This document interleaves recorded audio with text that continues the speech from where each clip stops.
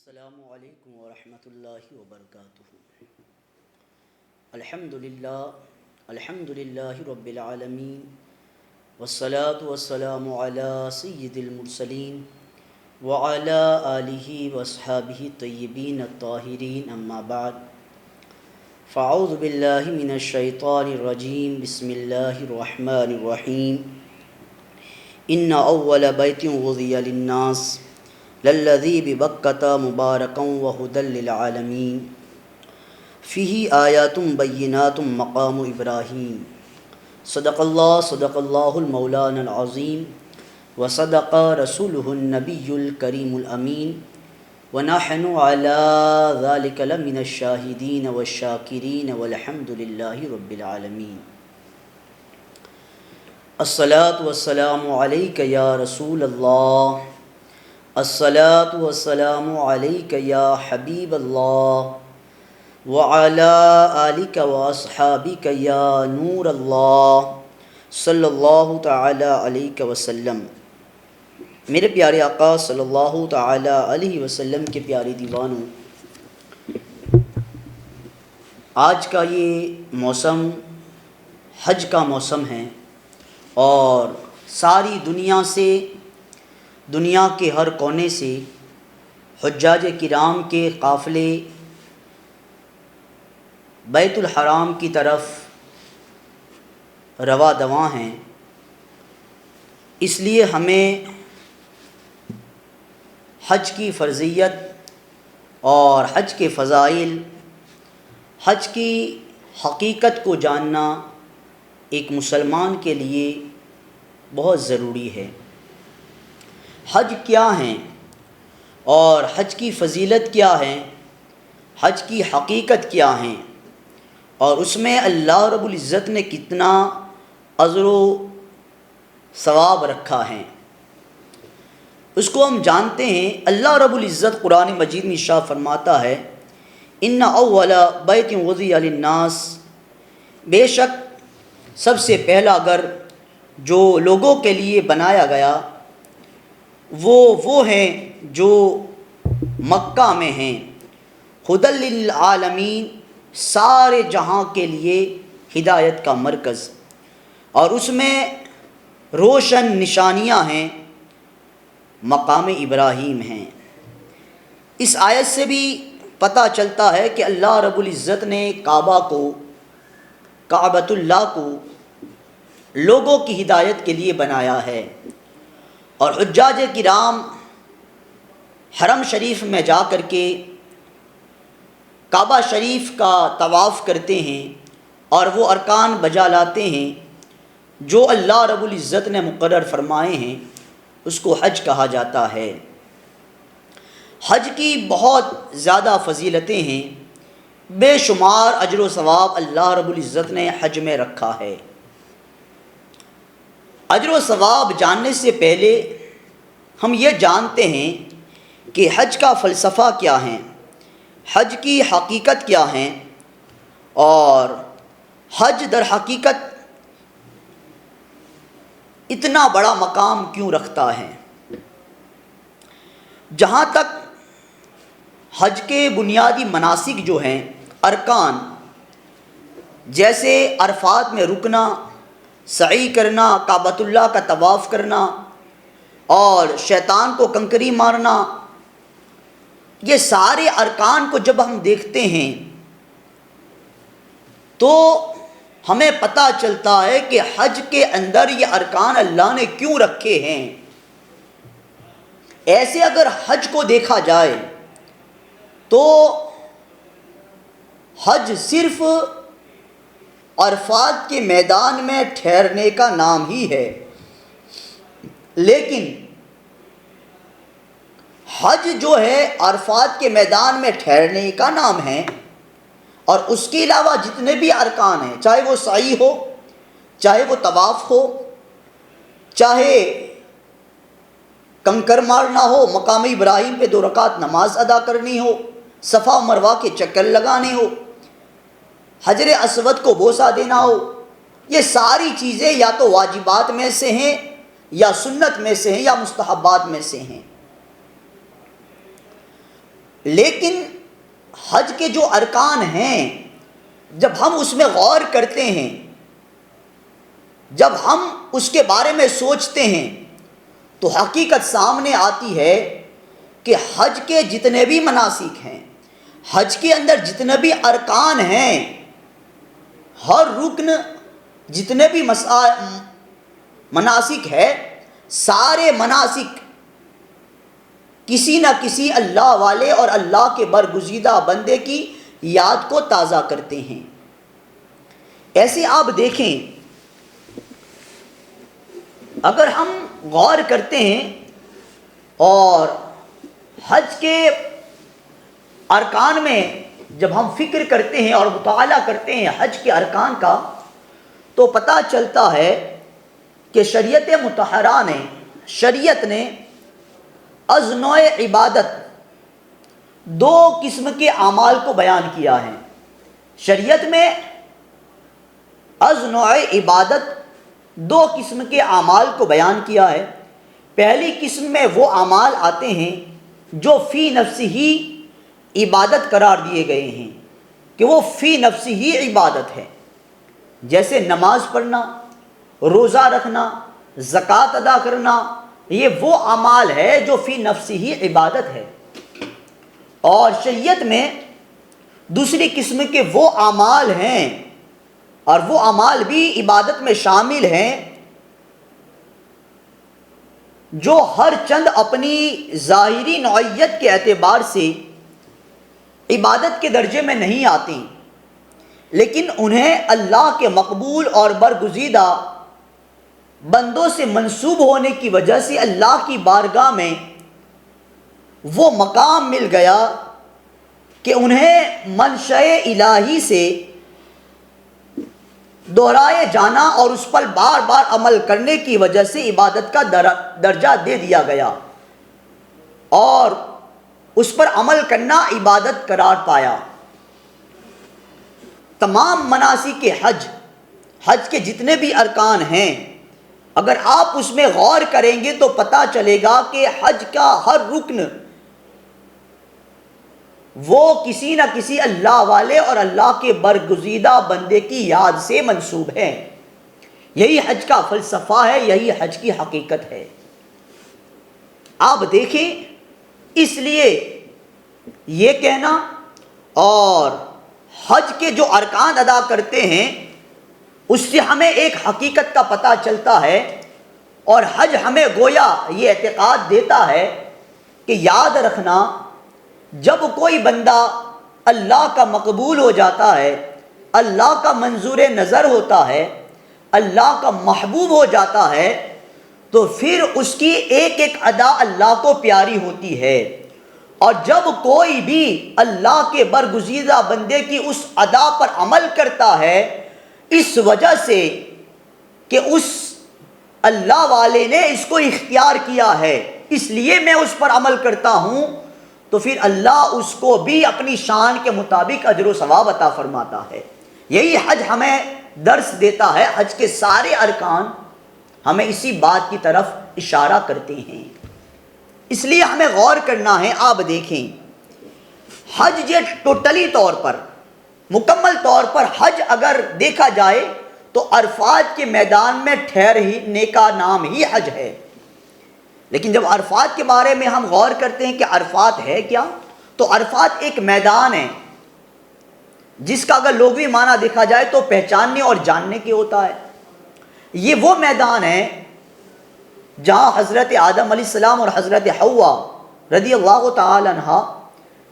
جب سے جنت سے اتارے گئے اور ایک لمبے عرصے کے بعد وہ اسی میدان میں آپس میں ملتے ہیں، ان کی ملاقات ہوتی ہے، اور اس میدان میں وہ ایک دوسرے کو پہچان لیتے ہیں۔ اللہ رب العزت کو اپنے ان دونوں بندوں کی ملاقات اتنی پسند آئی کہ اللہ رب العزت نے قیامت تک کے لیے سارے لوگوں کو عرفات کے میدان میں ٹھہرنے کا حکم عطا فرما دیا، اور اس کو حج قرار دیا، اور حج کا ایک اہم رکن قرار دے دیا، اہم حصہ قرار دے دیا گیا۔ تو یہ جو حج کا اہم حصہ ہے، جو حج میں سب سے بڑا فرض ہے عرفات کے میدان میں ٹھہرنا، اس کی یاد بھی اللہ والوں کے اور اللہ کے نیک بندوں سے جڑی ہوئی ہے۔ یہ حضرت آدم علیہ السلام کی اور حضرت حوا رضی اللہ تعالی عنہ کی اس ملاقات کی یاد کو تازہ کرتا ہے۔ اس کے بعد آپ دیکھیں، ہم جو طواف کرتے ہیں اور طواف کرنے کے بعد مقام ابراہیم پر 2 رکعت نماز ادا کرتے ہیں، جب تک طواف کرنے کے بعد مقام ابراہیم پر 2 رکعت نماز ادا نہ کی جائیں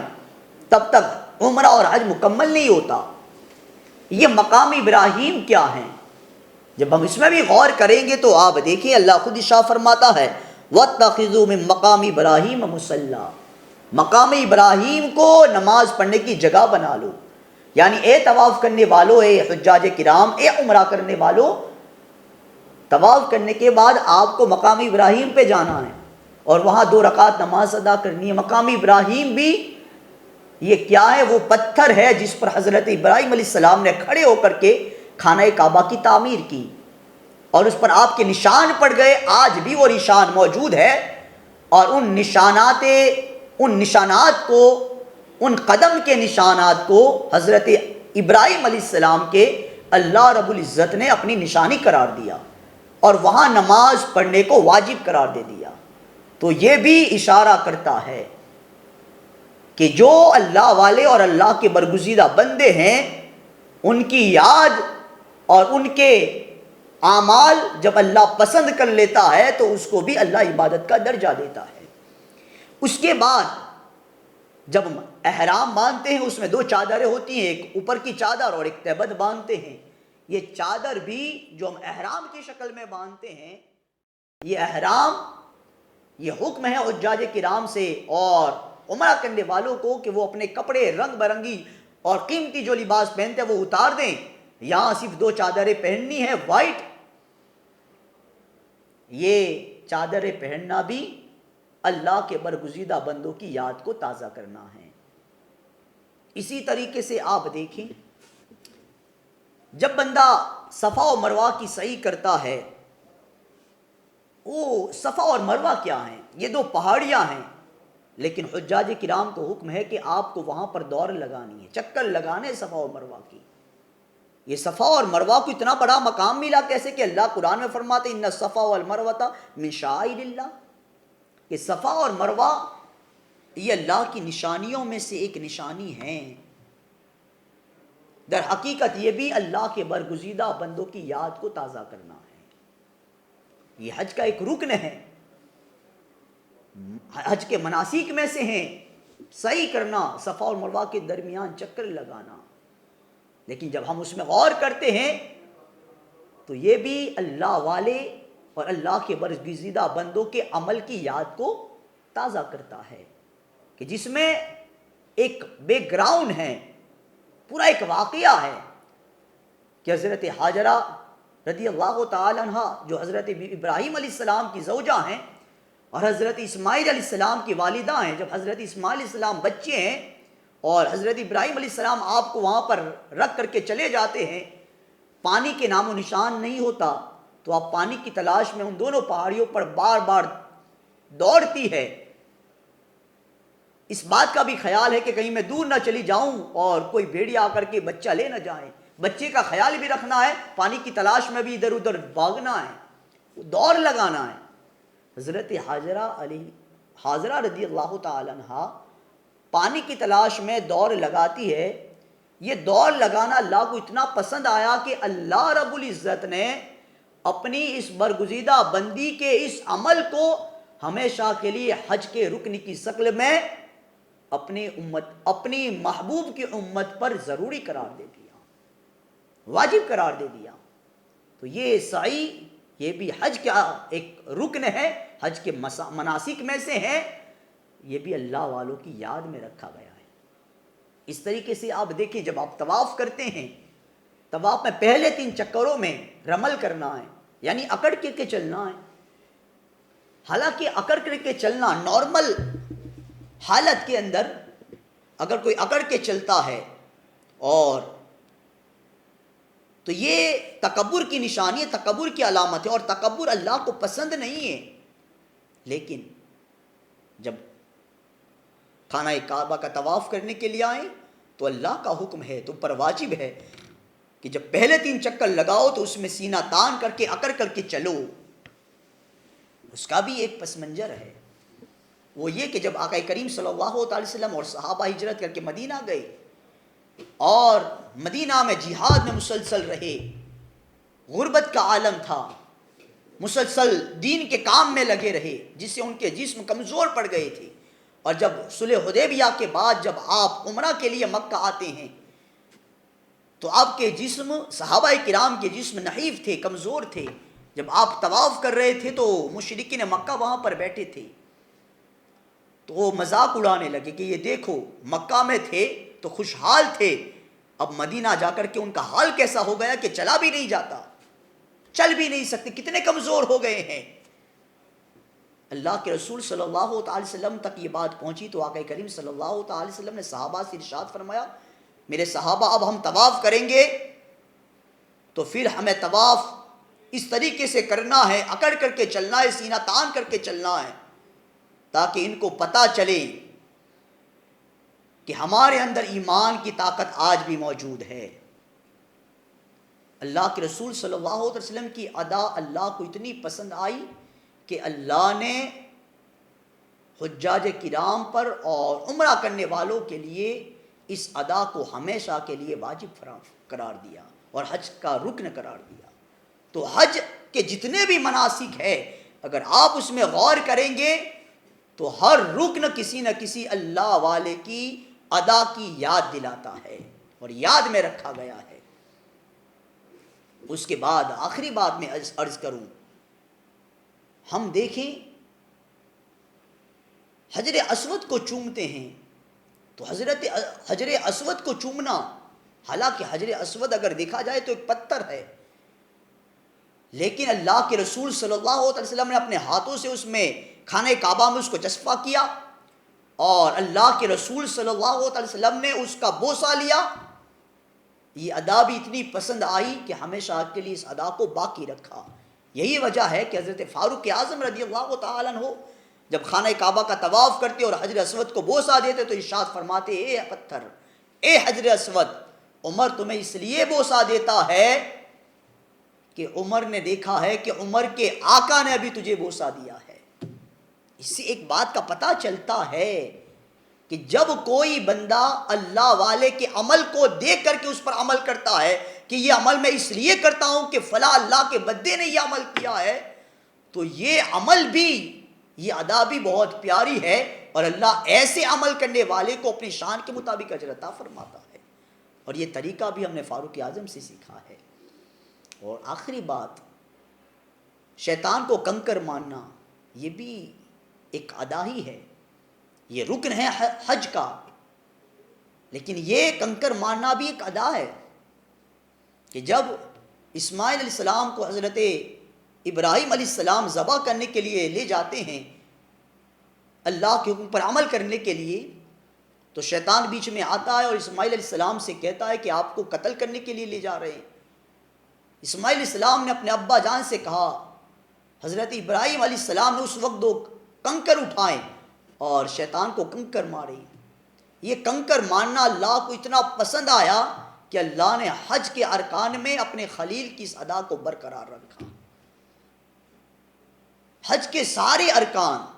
اگر اس میں غور کریں گے تو ہر رکن ہمیں کسی نہ کسی اللہ کے برگزیدہ بندے کی محبت اور ادا کو یاد دلاتا ہے۔ اور جب کوئی بندہ اللہ کے محبوبوں کی اس ادا پر عمل کرتا ہے تو پھر اللہ اس کو کیسی شان عطا فرماتا، اس پر کیسا اجر و ثواب عطا فرماتا ہے، وہ دیکھیں آپ۔ اسی لیے جب کوئی بندہ حج ادا کرتا ہے تو حج کی فضیلت، حج کا اجر و ثواب کتنا زیادہ ہے کہ اتنے برگزیدہ بندوں کی اداؤں کا مجموعہ حج ہے، اور حج ادا کرنے والا کیسی شان پاتا ہے آقا کریم صلی اللہ تعالی علیہ وسلم مینا کی مسجد میں موجود ہے. حضرت بزار بن عمر رضی اللہ تعالی عنہ اس حدیث پاک کے راوی ہیں. آپ فرماتے کہ مینا کی مسجد میں موجود تھا. دو شخص اللہ کے رسول کی بارگاہ میں حاضر ہوئے. انہوں نے عرض کیا یا رسول اللہ صلی اللہ علیہ وسلم ہم کچھ سوال کرنے کے لیے آئے ہیں. آقا نے ارشاد فرمایا کہ اگر تم چاہو تو میں خود بتا دوں کہ تم کیا پوچھنے آئے ہو، اور اگر چاہو تو خود ہی سوال کرو، جواب میں دوں گا. اب صحابہ کرام نے عرض کیا یا رسول اللہ صلی اللہ علیہ وسلم آپ ہی بتائیں. اس سے بھی پتہ چلتا ہے کہ اللہ رب العزت نے ہمارے نبی کو علم غیب سے نوازا تھا. صحابہ کرام نے عرض کیا یا رسول اللہ صلی اللہ علیہ وسلم اب آپ ہی بتائیں ہم کیا پوچھنا چاہتے ہیں اور جوابات کیا ہیں. آقا نے ارشاد فرمایا تم یہ پوچھنے کے لیے آئے ہو، یہ سوال کرنے کے لیے آئے ہو، یہ جاننے کے لیے آئے ہو کہ جب تم حج کے ارادے سے گھر سے نکلو تو اس نکلنے میں تمہارے لیے کیا ثواب ہے، جب مکہ پہنچ جاؤ